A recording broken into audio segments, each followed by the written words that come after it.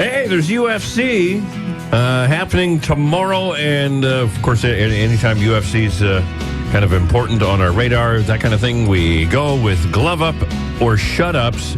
Peter Harrison, our UFC expert. Hey, Peter. Good morning. All right, so are you pumped? Are you excited about this weekend? Yes, it's UFC Montreal again, UFC 186, the 7th time they're going to be at the Bell Centre in Montreal. 7th time. And this is the 18th time that they've been in Canada since UFC really got huge. There was some problems last year with Toronto and Montreal at late 2014.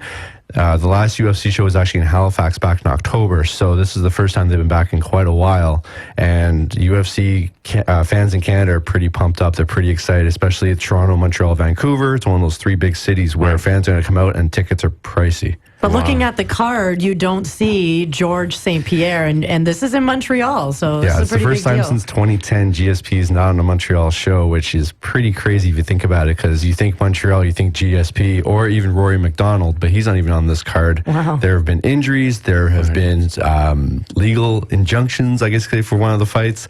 It's a crazy card. The main event for this show was the semi-main event at one point, but because of TJ Dillashaw's injury, his fight against Hendon Burrell got pushed back to July or August. So it's one of those shows where the semi-main is now the main, and it might affect the buy rate. Not many people might want to watch this if you're watching on pay-per-view.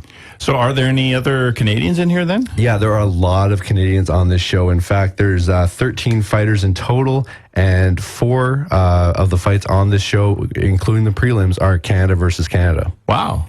So what the hell happens with George St. Pierre? Like, is he done? Are we going to hear from this guy again, do you think? Well, I mean, his injury is pretty much healed at this point. He's been filming a movie. He's going to be in the Bloodsport remake coming up. Right. I don't know when that's going to be coming out, but I know he's been filming it. He was in Captain America Winter Soldier, so he might be doing a Hollywood type thing as well. So Wow, the new Van Damme. could be. Wow. He's got the moves for it, for sure. Yeah.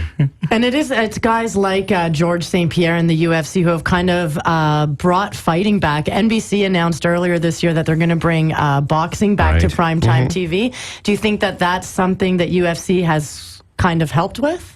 I think combat sports in general over the last 5 or 6 years has really seen a resurgence. And with UFC, with Bellator, with Invicta, with the ladies there, it's something where when it comes to mixed martial arts in general, and boxing included as well, that a lot more eyeballs are watching the product now. So what's the big fight going to be, and what should we be watching for? All right, so the main event is for the flyweight title. Demetrius Johnson defends against Koji Horiguchi. Horiguchi is the number 7 ranked flyweight in the UFC. However, some people are saying Demetrius Johnson, he owns this division, but Horiguchi is 17-1. He is. Wow. When you're 17-1 and you're only the number 7 ranked fighter, there's something wrong with that ranking.